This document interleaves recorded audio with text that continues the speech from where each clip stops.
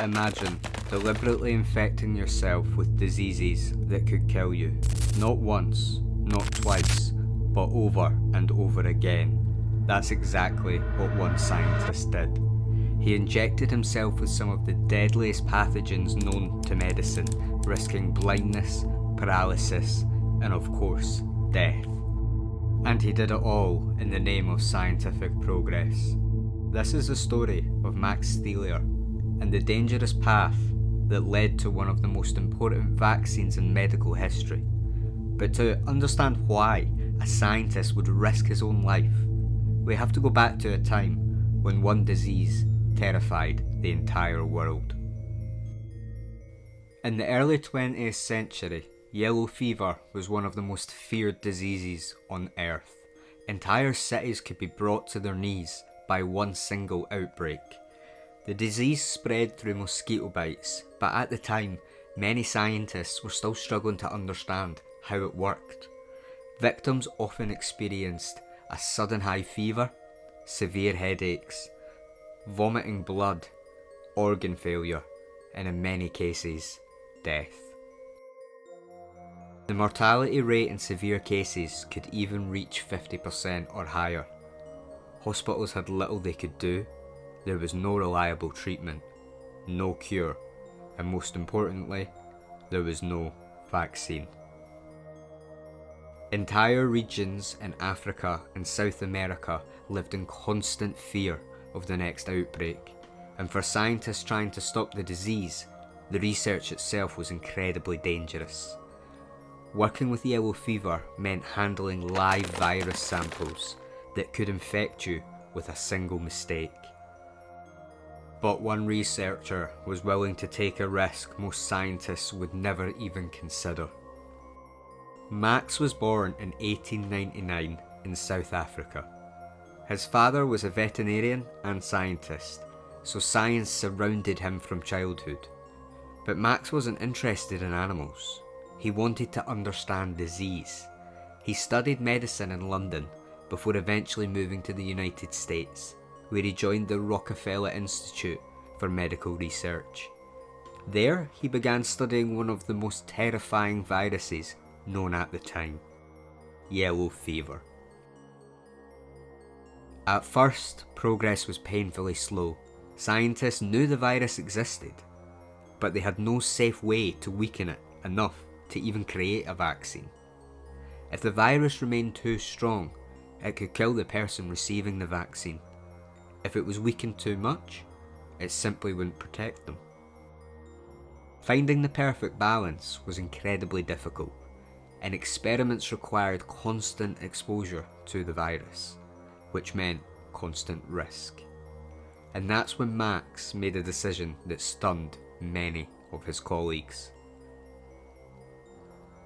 Instead of waiting for accidents to happen, he would just simply test the virus on himself. Self-experimentation wasn't completely unheard of in science, but what Max did was still incredibly dangerous. To study how the virus behaved in the human body, he deliberately injected himself with yellow fever virus samples. The idea was simple. If he could observe the infection firsthand, he could have a better understanding of how to weaken the virus safely. But there was a terrifying possibility.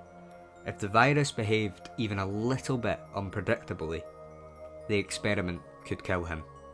And yellow fever had already killed many researchers before him. Max developed symptoms after one of his exposures: high fever, severe illness. For days the outcome was uncertain, but he survived. And what he learned from that experience helped push the research forward. Still, Max knew simply studying the virus wasn't enough. He needed to transform it, to turn a deadly pathogen into a life-saving vaccination. The breakthrough came from an unusual approach. Instead of growing the virus in mammals, Max began cultivating it in chicken embryos. Over time, something remarkable happened. As the virus repeatedly passed through chicken tissue, it began to lose its ability to cause severe disease in humans. In scientific terms, the virus had become attenuated, weakened, but still recognisable to the immune system.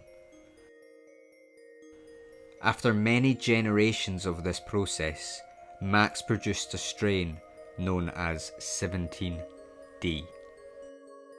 This weakened virus could safely train the human immune system to recognise yellow fever without causing the deadly disease itself. It was exactly what scientists had been searching for, a functional vaccination.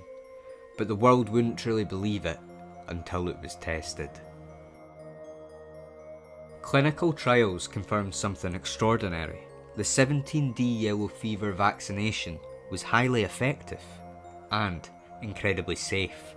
It quickly became one of the most successful vaccinations ever developed. Millions of doses were distributed across the world.